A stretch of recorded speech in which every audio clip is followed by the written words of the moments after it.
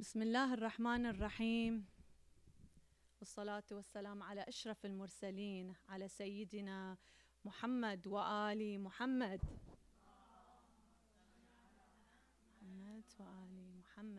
In his name I begin with the blessings on our beloved Prophet Muhammad and his holy progeny, salawat. Ali Muhammad, assalamu alaikum wa rahmatullahi wa barakatuh, my dear sisters. May Allah bless you. Peace be upon you all. There's been much discussion, analysis, and debates about the status of women in Islam. More so now in recent years, and especially in light of what's happening in the world that we live in today. It's interesting to note and to see the various speakers, commentators, and leaders from both men and women who have become the spokespeople, so to speak, or public faces of Muslim issues, where the discussions have been centered around topics such as the hijab, the burkini, and its implications of women's rights to cover or not to cover, forced hijab, women's interpretation of their rights, expression of the hijab in various forms that are questionable, especially with the rise of the hijabi beauty fashion industry and bloggers and influencers that we see on social media that's rampant today. All you have to do is look at Instagram, especially TikTok, and you see how the hijab has been interpreted not necessarily as a hijab, but as a fashion statement. Almost a disgrace to what modesty of hijab is all about. We also see discussions around women's rights to work, to get educated, to stay at home, oppression against Muslim women by men against women, and we also see oppression against men as well. Let's not forget that there's also abuse and oppression against men from women. We see topics around divorce, honor killings, violence against women in the Muslim community, and the list goes on and on and on. All seem to be very, what we say, modern issues, right? These are issues that we can connect with today. But being busy with the noise around these modern issues, we tend to forget the whispers of our past and the figures of our past. The whispers are hardly heard these days, or even recognized anymore, acknowledged as the original influencers of our modernity. In fact, the voices say that there is a huge disconnect from these figures, and more voices loudly claiming that these people and their stances are completely irrelevant and have no connection to our lives today. These figures and their stances that I'm speaking about are in fact more relevant today to the social, moral, psychological crisis and challenges that our Muslim society is experiencing more than ever. Who am I speaking of? Of course, other than the mother, the daughter, and the granddaughter of Islam, Lady Khadija, Lady Fatima, and Lady Zainab, peace be upon them, as the inspiration of the ladies of lights from the light of Prophet Muhammad.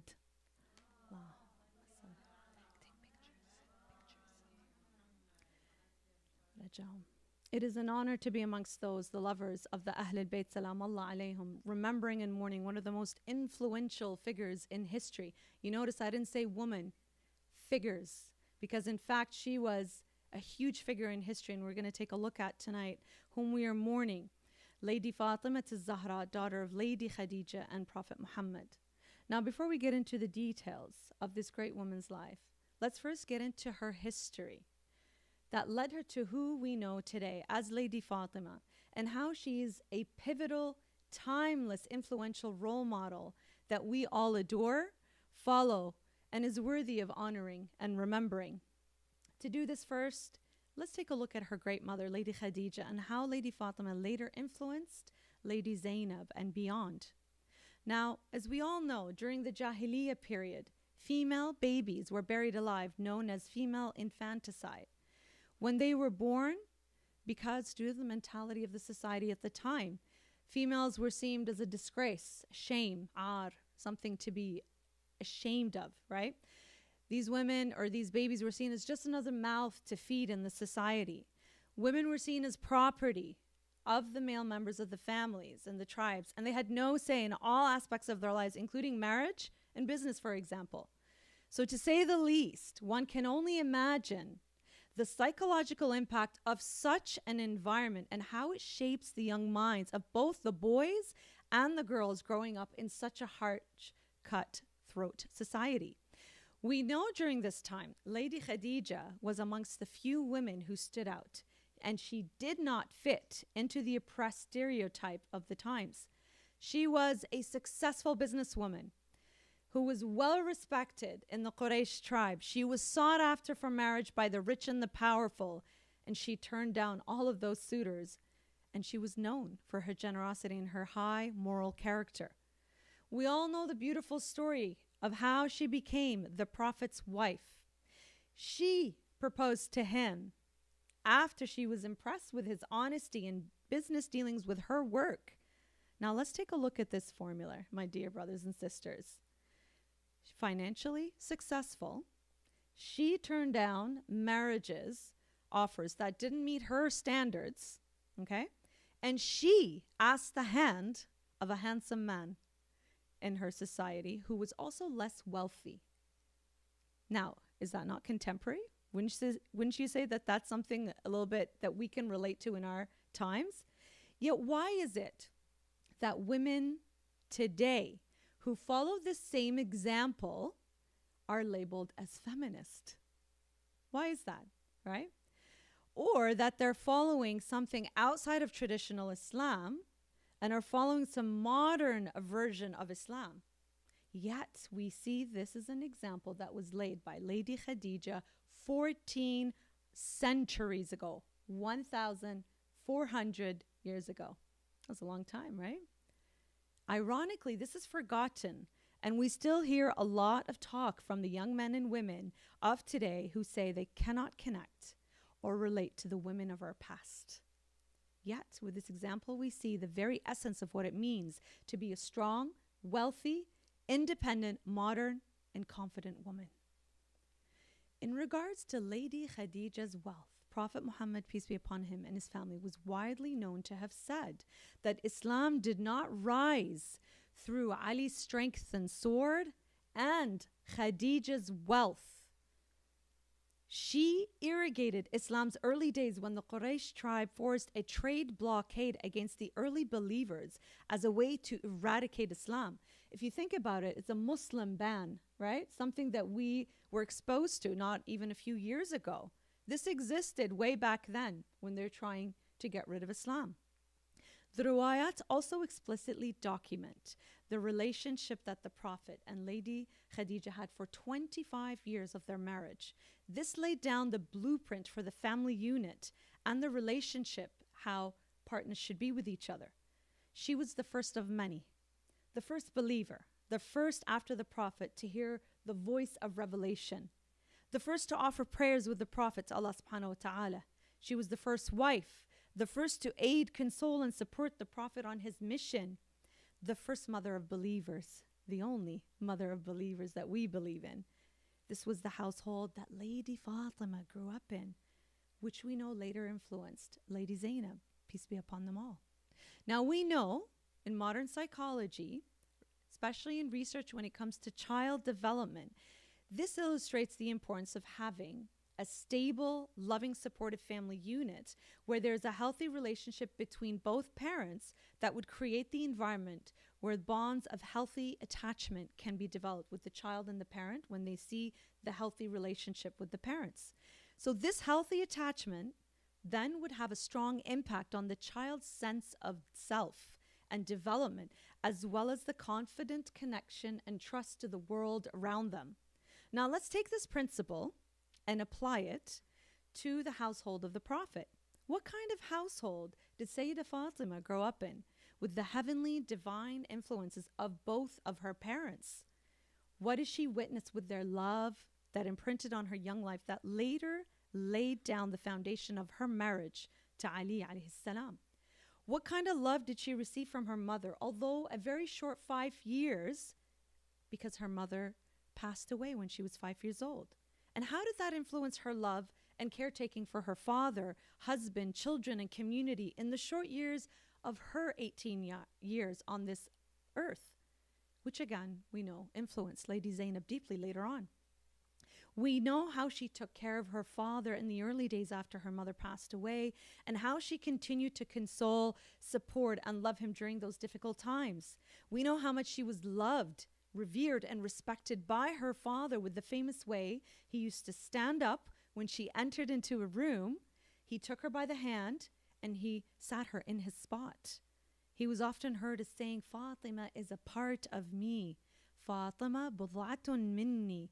And the famous hadith, whoever injures bodily or otherwise, Fatima injures me. And whoever injures me injures Allah subhanahu wa ta'ala. And whoever injures Allah practices unbelief. Oh Fatima, if your wrath is incurred, it incurs the wrath of Allah. And if you are pleased, it makes Allah pleased too. Think of how powerful the statement is. Given to a woman of a time, how we described it in an environment where there wasn't much respect for women. They were seen as property, right? Look at the value that was put upon Lady Fatima, a female in that society, and especially on this woman whom we are honoring today. We know all of the wisdom that the Prophet possessed was passed on to her, and she was well renowned for her intellect, her piety, and her generosity to the poor, just to name a few of her virtues. She has 9 names. Say them with you if you remember them. Fatima, Al-Siddiqa, the truthful one. Al-Mubaraka, the blessed one. Al-Tahira, the pure one. Al-Zakiyya, the chaste one. Al-Radiyya, the grateful one. Al-Mardiyya, the one that shall be pleased on Judgment Day. And who can tell me the last one? Which one we didn't say? Al-Muhaddatha, ahsantum. Al-Muhaddatha, the one other than the Prophet to whom an angel speaks to. And sorry, this is the last one. Al-Zahra, the radiant one. And we hear this all the time, but especially as younger ones, maybe we don't know what that really means, right? So, as Imam Ja'far as-Sadiq alayhi salam, the 6th Imam, has narrated, she was called Al-Zahra, the radiant one, because when she rose to worship in her altar, her light would radiate to the people of the heavens, just as the light of the planets and the stars would radiate to the people of the earth. Isn't that beautiful? So now you know what Al-Zahra means, right? We also know how her marriage took place to Imam Ali alayhi salam. With the constant proposals to the princess of Quraysh, the daughter of the Prophet, she constantly refused them. However, she was in silent agreement to the splendid proposal of her father's cousin. We also know the terms of their simple marriage ceremony, a very stark contrast to the frivolous way we see in today's opulent weddings, right? Wouldn't you see the weddings that we have these days? They're next level, right? And we know of the beautiful relationship between her and Ali that was also the blueprint of the family unit. We know how they shared their duties inside and outside of the house in balance, right? Exemplifying how a relationship works on a mutual level of understanding, love, as well as respect. We know, again, that early on she was witness to the harsh realities of the society of the time, beginning with witnessing how her father was harassed and abused in the early days after revelation. We know of the hardships she experienced during, sorry, I forgot to tell them to record this. So I hope it was being recorded. Oops. So we know how her heart broke when she experienced the loss of her mother, when she was living through that trade blockade. And so after her mother passed away, we know years later on, her heart broke even more with the loss of her beloved father. Imam Ali alayhi salam was quoted by Al-Taymi al-Bakri to have said that Fatima alayhi salam went to her father's graveside, took a handful of its dust, put it on her eyes, wept, and composed these verses of poetry. My soul is confined with every sigh. How I wish it departed as sighs depart. No good is there in life after you. So I, for fear my life will prolong, do I cry? Do I cry? And with these words, we know what happened next. We know with the fiery details of the politics at that time. And we know after the passing of her beloved father, the Prophet, Lady Fatima's inheritance, rights of the land of Fadag, were taken away by those who claimed to have followed and loved the exact same Prophet. She was forced to dress and leave her house, and she was never seen in public.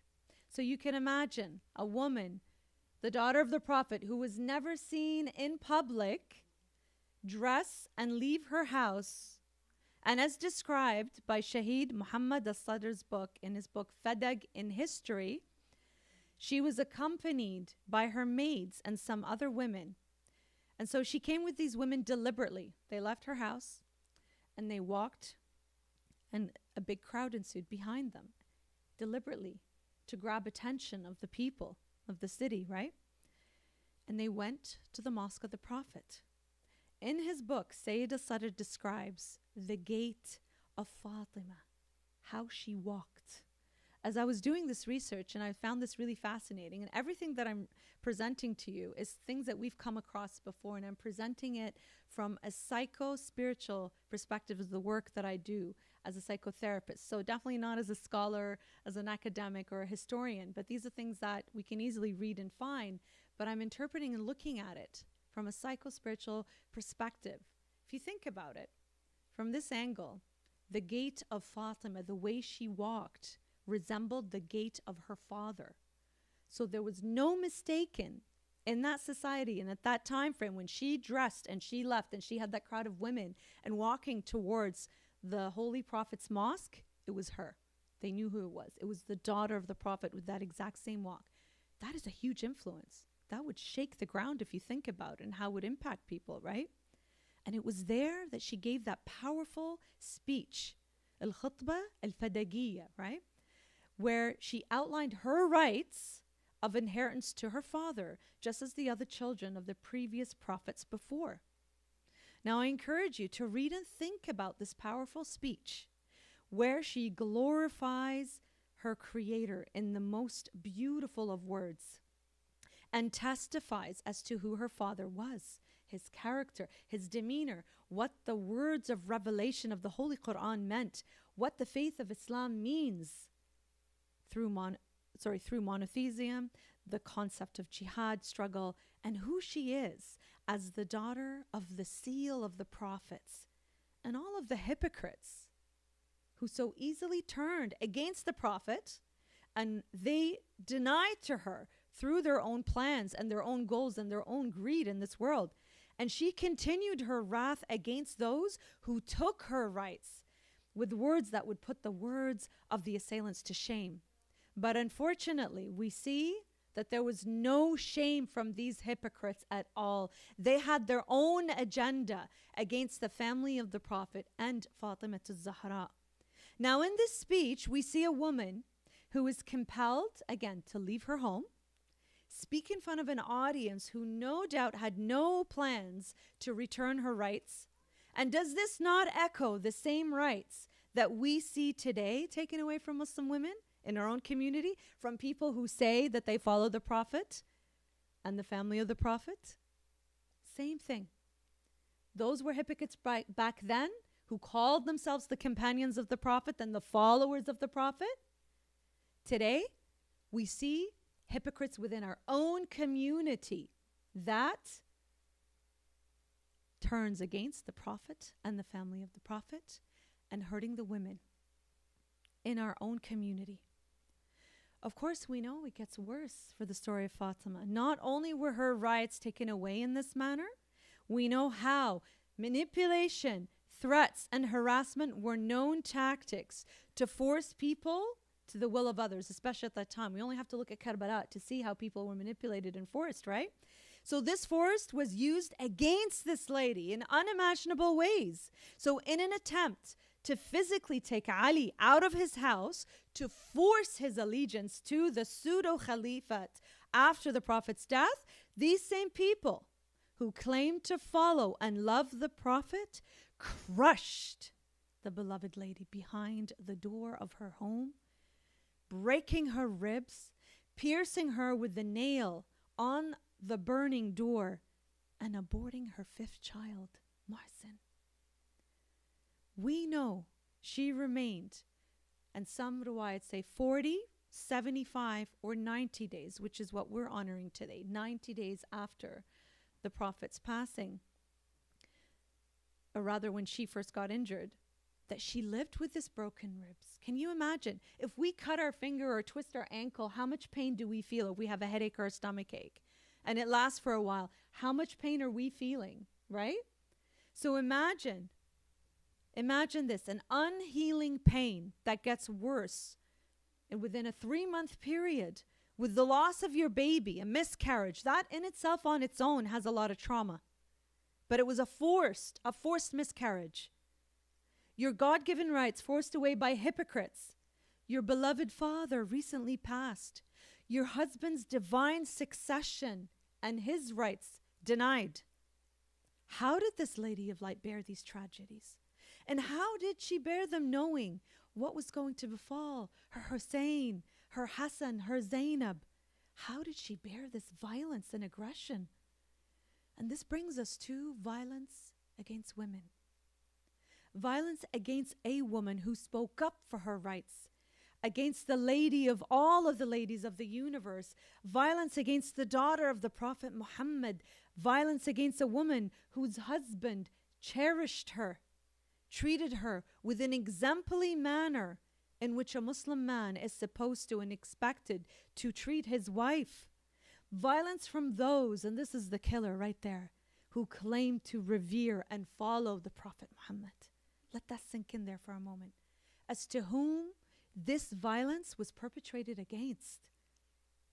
And we see today that violence against women is an epidemic that is not uncommon within the greater community as well as our own Muslim community. It is included in our community. Let's not ignore it. Let's not deny it. Let's not put it under the rug. There is violence and abuse against women in our Muslim communities, just like there is in any other community. We cry freely. The tears come down and loudly for Lady Fatima and the violence that she faced and how her rights were denied. Yet our voices are deafeningly silence of the violence that the women and children experience from the same men who claim to follow the example of the Prophet Muhammad and Imam Ali. In other words, why is it that the men who claim to be the lovers, the followers, the Shia of Ali are the ones who are hurting their women, just like the enemies who hurt Fatima al-Zahra? The same men who beat their chest like this in Latam for Sayyida Fatima use these same hands to beat their wives and children. Allah, let that sink in here. To those who follow in these hypocritical footsteps. Your hand for Fatima on your chest here and for Hussein, and your hand for your wife and children at home. MashaAllah. MashaAllah. This is a reality our community faces. We cannot deny this. We cannot ignore it. It needs to be spoken about publicly because domestic violence and violence against women and violence against men, abuse against men, it's not just against women. Although violence against men and abuse against men is different. It's not necessarily just physical, right? And these are cases I can guarantee you that happen, as I have been involved in cases in our communities where it has happened against men as well. We know that in research, this type of violence against women, men, children has a deep and far-reaching cyclical effect into the future that influences the overall mental health and stability. Physical consequences include homicide, serious injuries, unwanted early pregnancies, including during pregnancies, injuries to the children, sexually transmitted diseases, including AIDS and HIV, vulnerability to diseases. Psychological consequences include mental health problems such as depression and anxiety, symptoms of post-traumatic stress disorder, suicidality, people taking their lives because of witnessing and experiencing this type of violence. Negative effects of violence of children, What happens to these children when they view this and witness their parents like this, right? The negative effects on productivity and employability amongst so much more. And now, when we come to the granddaughter of our beloved Prophet Muhammad, Lady Zainab, salamullah alayha, and I encourage you again to read and listen to the lectures, especially the ones dedicated to the details of this great lady's life. For example, in the book Who is Zainab by Hajja Shahnaz Kubaisi Harazi, an excellent book that was recently published, very short, that talks about the life of Sayyidah Zainab. I'm going to be briefly discussing some of these details related to our discussion today. Now, growing up in the light of the household of the Prophet, Lady Zainab witnessed the early days of Islam developing with a maturity unlike any other children. She was intensely aware of the historical and the political climate brewing from early childhood until adulthood.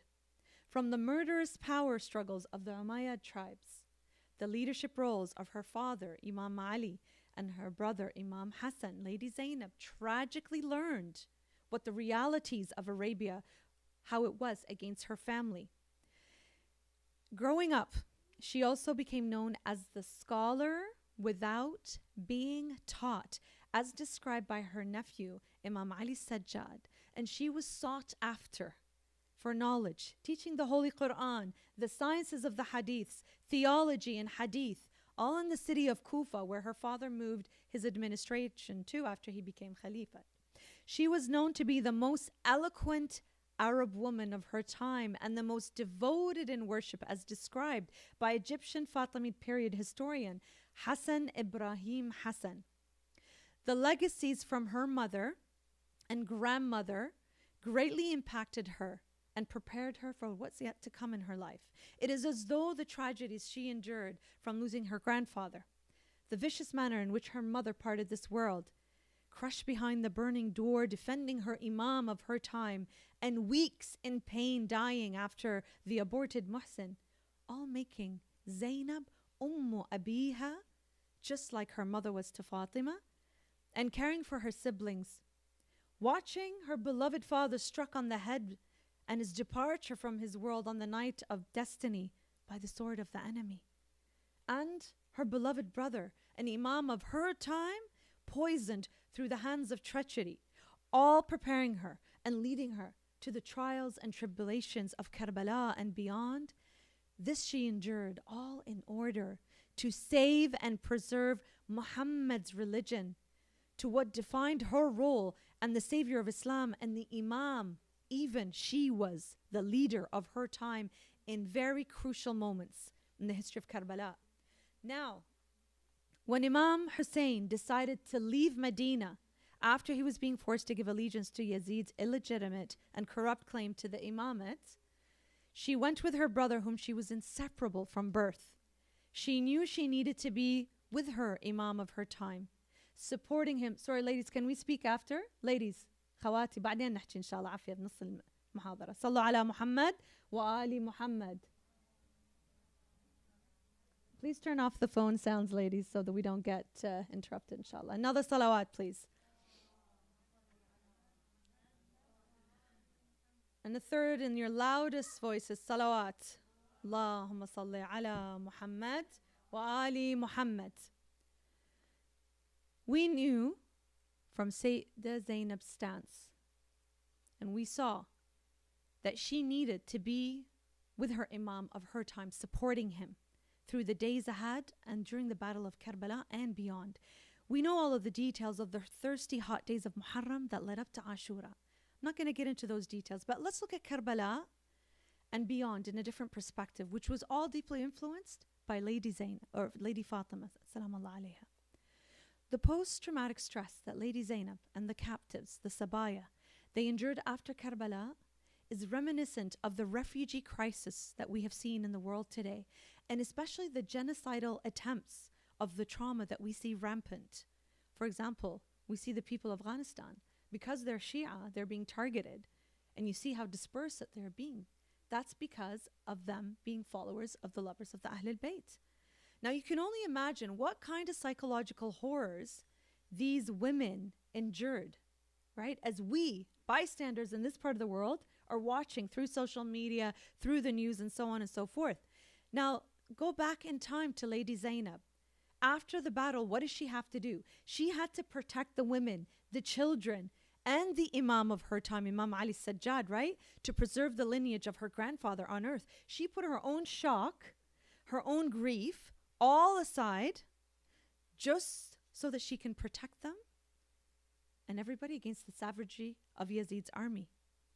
We see there that they were paraded afterwards through Kufa, where Lady Zainab, she used her voice and her strengths, where everybody was partying and celebrating in the city of Kufa. She silenced them completely with what she had to say. I encourage you to read her speech, right? Where she shattered their joy. She shattered them. And despite what she had experienced in Karbala, she still was able to do that, right? This she had with the strength of Khadija in her, the strength of Fatima in her, right? Now, with the attempted humiliation upon these women, they were taken from land to land, uprooted, right? From everything that they knew. There was the attempt of humiliation because we know, hayhat min ad-dilla is our motto. Never to humiliation. And they never bowed to this humiliation. These women, we know, like we said, they emulate the modern day crisis that we see with genocide and the refugee crisis. So imagine what happened to them mentally here. What happens to you mentally when you experience this type of thing? To be helpless on another land that is unknown to you, with unfriendly faces who don't want you, and they only want to hurt you. Brutal geographical terrain, the weather, and of course, seeing the beloveds of your heads, these severed heads right in front of you.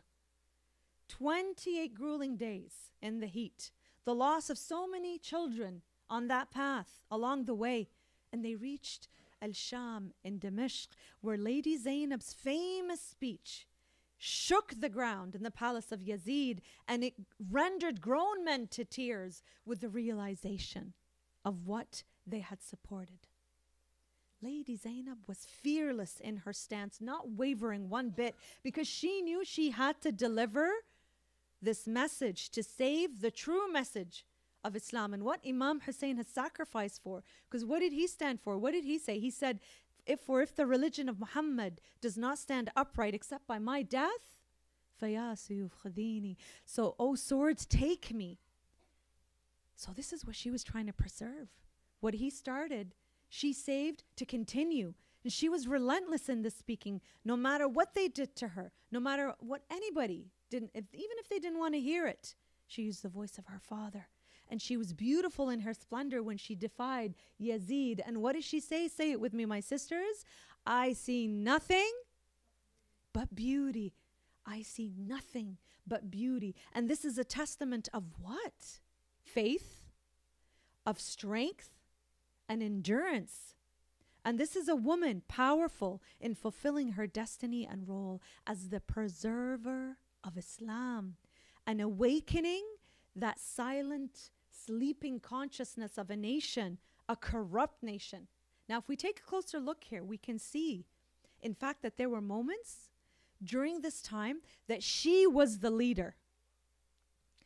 When Imam Ali Sajjad was ill and unconscious, she was the leader, almost the Imam of her time, her own time. Isn't that powerful? Isn't that something to think about? That this woman was the leader of Islam all by herself in those moments when the Imam was unconscious. Now, when we take a look at using faith and confidence to deal with the effects of hardships, how can we forget Sayyida Zainab, the lady of patience, who learned from Sayyida Fatima, from Tasbihat al-Zahra, right?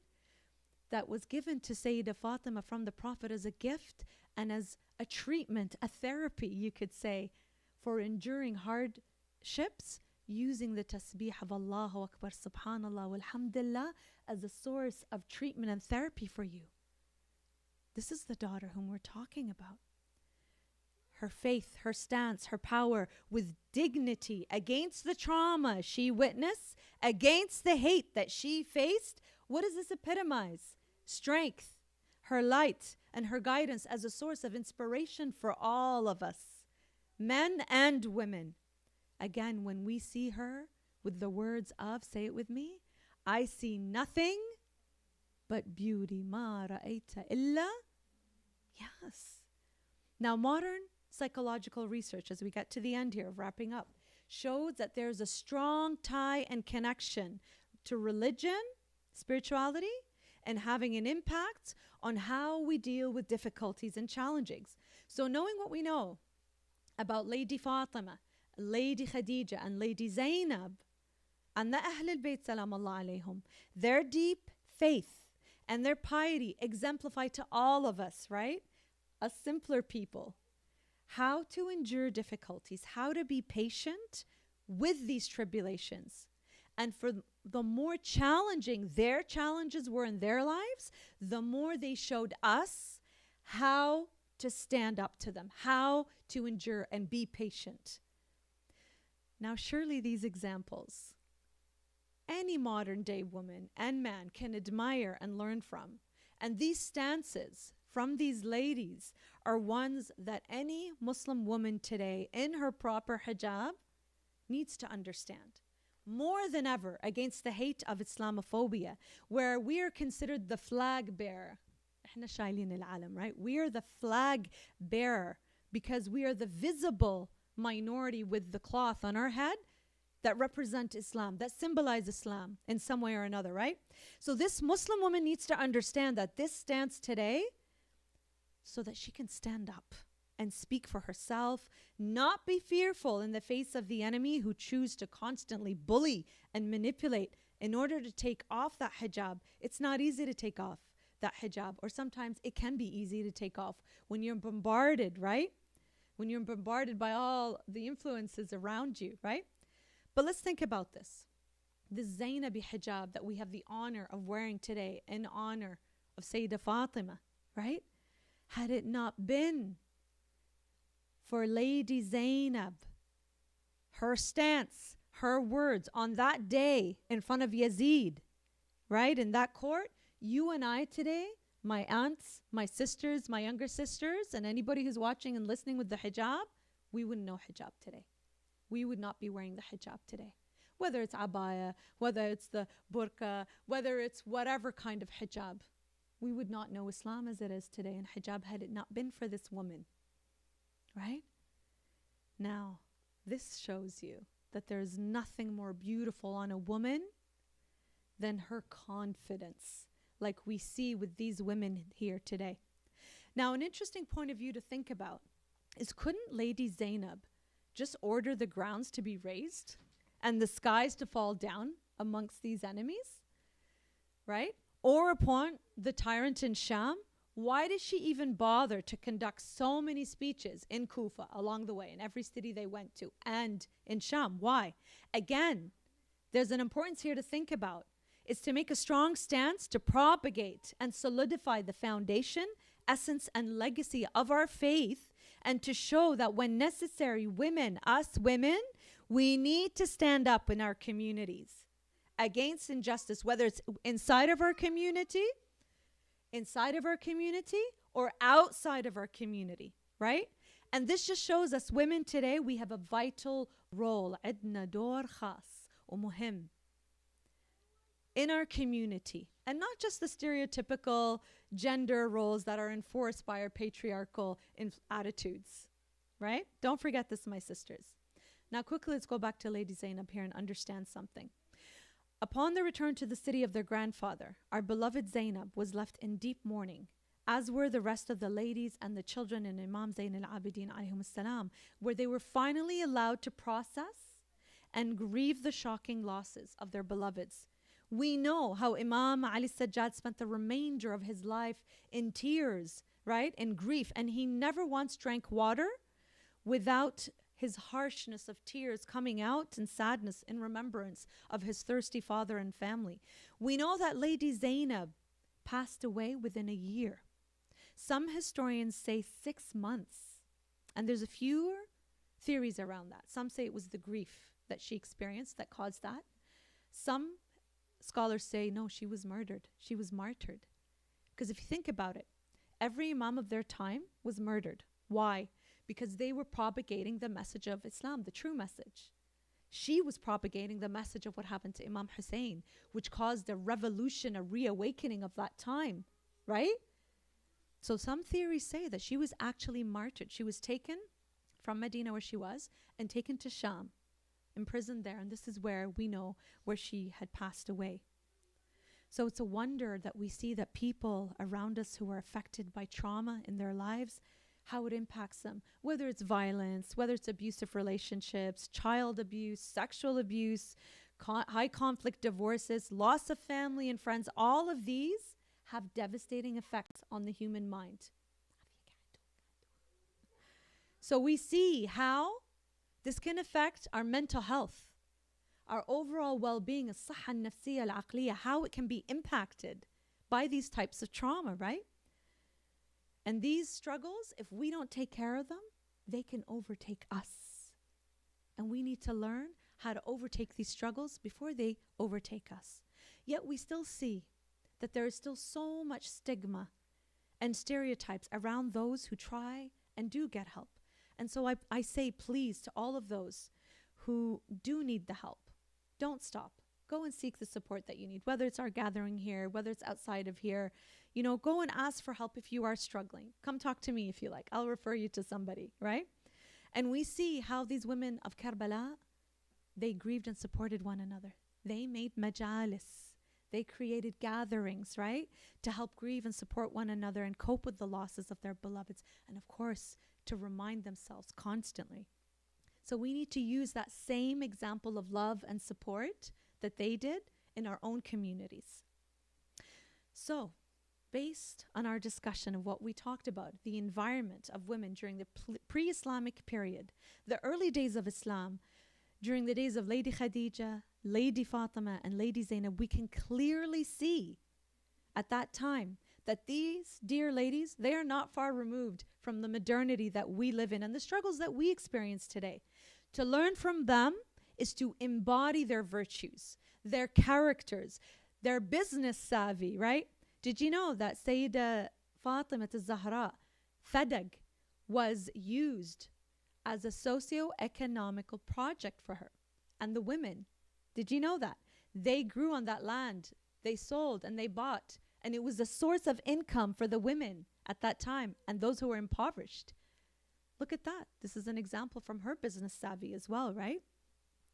And so it's really important to embody them in our lives, not just say we love them, oh ya Zahra, and do let them and cry for them, but truly embody their virtues, their character, their example, because they, of course, are confident women, right? They are strong women. They embodied the household, what it should be like. And so we can learn from that and apply in our daily lives as modern, independent, strong women.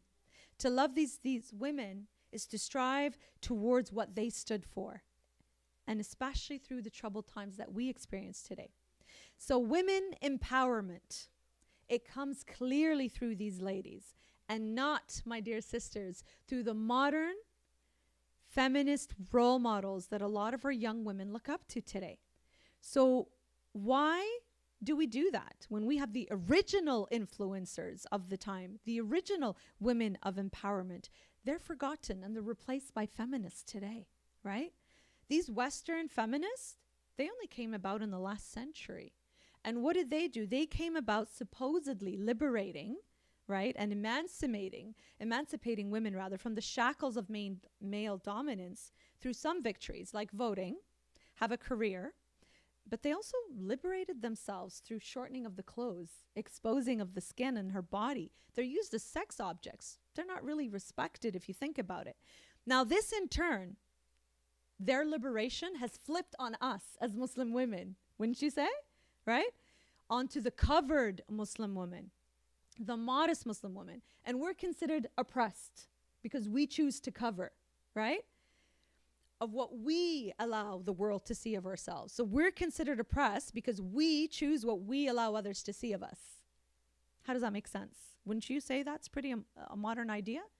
You get to see what I let you see of me. That's a pretty contemporary concept. yet we're considered oppressed because we use that idea. So my young sisters, whenever you are challenged with the idea that you're oppressed because you wear the hijab, no, you flip it around. I teach my own 10-year-old daughter this, and she says it, that you get to see only, remember this, what I allow you to see. That is women empowerment right there, and being proud of your modesty and your hijab. Now, of course, there needs to be a balance in that, right? In terms of coverage, non-coverage, because we see now this oppressed woman, so-called oppressed Muslim woman, has gone the opposite extreme. What does she do now? You've gotten these fashion hijabi bloggers who match their hijab to their lipstick, right? They've gone the opposite in an attempt to show that, hey, we're cool, we're approachable, you know, we can connect. But what are you doing, my dear sister, when you are exposing your body and showing the feminine parts of your body, even if it's covered, it's skin tight, and you're wearing colors and hijab in a style that is not modest? In fact, it's pretty ridiculous. It doesn't even look nice, some of them, right? All in an attempt to be accepted by a society that looks down upon us because we choose to cover. So it's gone from being completely oppressed and covered to trying to fit in and assimilate in a society to be accepted. But we don't need to, because we are the followers of these modern type of contemporary women from the past who still wear this appropriate type of hijab. Now, I'm not saying to wear abaya when we go outside here in public in Western society. We're wearing it here because we can, right? You don't need to do that. You can wear what these girls are wearing out in public. That's beautiful hijab. It's fine, right? It's about balance and understanding what is proper hijab. And I know everyone's got their own interpretation, absolutely. But then there has to be a fine line and a balance and understanding of what proper hijab is when you are out there representing. Can we also remind the feminists, okay, the modern, a century ago feminists, that Islam gave women its rights when? 1,400 years ago. Think about it. They only got their so-called rights a century ago, 100 years ago. We had our rights 1,400 years ago. Of course, we have to understand and accept and say it straight up. There's a difference between Islam and Muslims. We still live in a society that there's a lot of jahal, there's a lot of ignorant ideas when it comes to women and her rights, right? We know this, right? So although I say this, that we got our rights 1,400 years ago, we cannot ignore the fact that we still live in a society sometimes where there's still some very patriarchal ideas.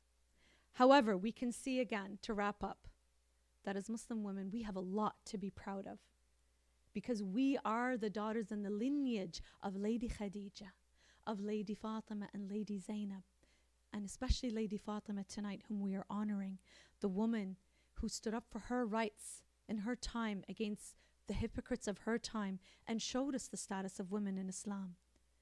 This was all set by the words of the Prophet, founded by Lady Khadija, implemented by Lady Fatima, and legalized through Lady Zainab, and whom we are honoring tonight, our beloved Lady Fatima, and a few words in her honor. Why is it that we do not speak about this epidemic that is slowly destroying the isolated within our community? In the name of the one whose ribs were broken and left unhealed for uncounted days. In the name of the Lady of Light, the Lady of Rights, who spoke up so strongly and eloquently for her rights.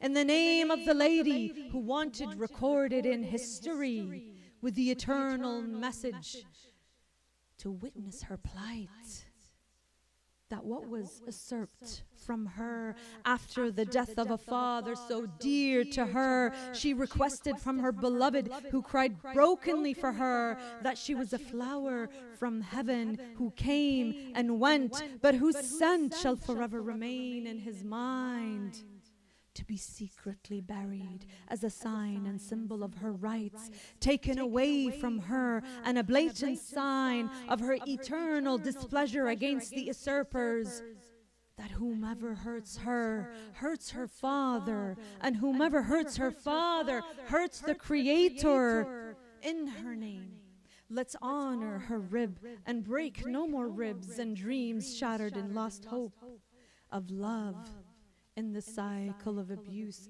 breaking it with the honor of man, valiant and worthy of the awaited one. Ya Sahib al-Zaman, Sallu ala Muhammad wa Ali Muhammad.